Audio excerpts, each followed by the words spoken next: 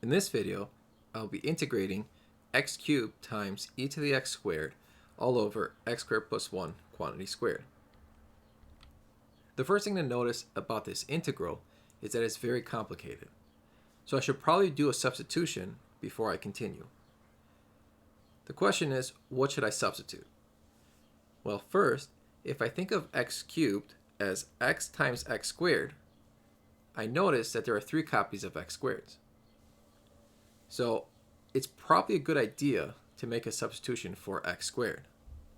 So I'm going to let w equal to x squared, and so dw is 2x dx.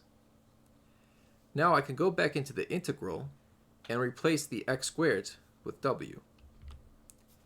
And all that's left is x dx. Well, I know that dw is equal to 2x dx, so x dx will be dw over 2. And here the half is factored out since it is a constant. Next step, I want to integrate this.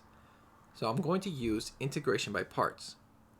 I'm going to let u be w times e to the w. So I'm going to have to apply the product rule to get du is e to the w times the quantity w plus 1, dw. And that leaves dv to be 1 over w plus 1 quantity squared times dw, which if I integrate is negative 1 over w plus 1. Okay. So notice so far I haven't been dealing with the 1/2. The 1/2 is still there.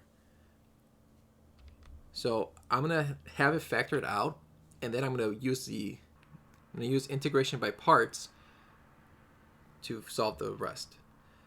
Okay, so integration by parts says u times v, which in this case is negative w e to w over w plus 1, and then minus integral v du, which the w plus 1s will cancel, and I'm left with integral e to the w dw. So I was able to simplify this very nicely, and now the only thing that I have to integrate is e to the w, which the antiderivative is just e to the w. And then I'm going to add c. The last step is to plug in what w is.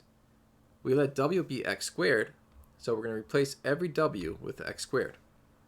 And so my final answer is 1/2 times the quantity negative x squared times e to the x squared over x squared plus 1 plus e to the x squared, and then plus c.